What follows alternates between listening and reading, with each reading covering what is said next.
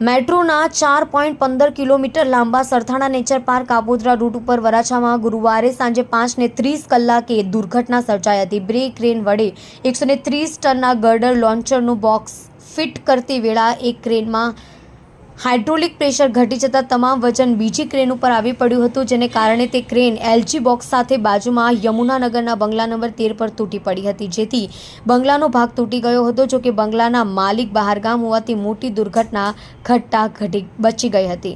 સાંજે 4:30 વાગે ક્રેનનું મુહૂર્ત કરી મેટ્રોના કર્મચારીઓ પેંડા અને શ્રીફળનો પ્રસાદ આપી ગયા હતા। અમે બેઠા હતા, અચાનક કંઈક તૂટવાનો અવાજ આવતા ભાગ્યા અને પાછળ ફરીને જોયું તો ત્યાં બેઠા હતા ત્યાં લોન્ચર તૂટી પડ્યું હતું। અમે જે બાકડા પર બેઠા હતા તે પણ તૂટી ગયા હતા। રાત્રે 9 વાગે પણ બંગલામાંથી કોઈ જ તૂટવાનો અવાજ આવતા સામેનો 17 નંબરનો બંગલો ખાલી કરાવાયો હતો।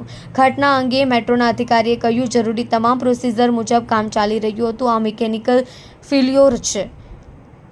ક્રેનની મદદથી લોન્ચિંગ ગર્ડર બોક્સ ઉપાડી રહ્યા હતા ત્યારે આ દુર્ઘટના ઘટી હતી। બે ક્રેનને એક બંગલો કમ્પાઉન્ડ વોલને નુકસાન થયું છે। પ્રથમ દ્રષ્ટિએ આ એક અકસ્માત જ છે। એલજી બોક્સ લિફ્ટિંગ દરમિયાન તમામ માપદંડોનું પાલન કરાયું હતું, પરંતુ આ અકસ્માત સર્જાયો છે, જેની તપાસ શરૂ છે। ક્ષતિગ્રસ્ત મકાનના માલિકને નિયમો અનુસાર યોગ્ય વળતર આપવામાં આવશે।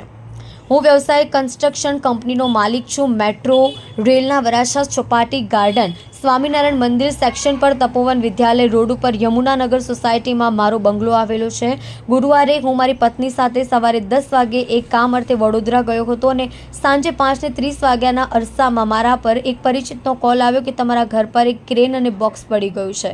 2 દિવસ પહેલાં જ મેં મારા બંને બાળકોને બહાર ભણવા મોકલ્યા હતા। જ્યાં લોન્ચર પડ્યું તે જ જગ્યાએ અમે રોજ સાંજે 4 થી 6 વાગ્યા સુધી બેસતા હતા। સદનસીબે આજે અમે ઘરે ન હતા, જેથી તમામના જીવ બચ્યા છે, પણ મોટું નુકસાન થયું છે। મેં 100 નંબર પર પોલીસને કોલ કરીને ફરિયાદ પણ કરી છે। હું ઘરે પહોંચીને જોઈશ કે કેટલું નુકસાન થયું છે। મેટ્રોની બેદરકારીને ટ્રેનિંગ વગરના કર્મચારીઓને કારણે આવું બન્યું છે। આ માટે કોણ જવાબદાર હશે? મહેશભાઈ દેસાઈ, ક્ષતિગ્રસ્ત બંગલા નંબર 13ના માલિક। કલ્પેશ રાણા સાથે જોતા રહો ન્યૂઝ 9 ગુજરાતી, સુરત।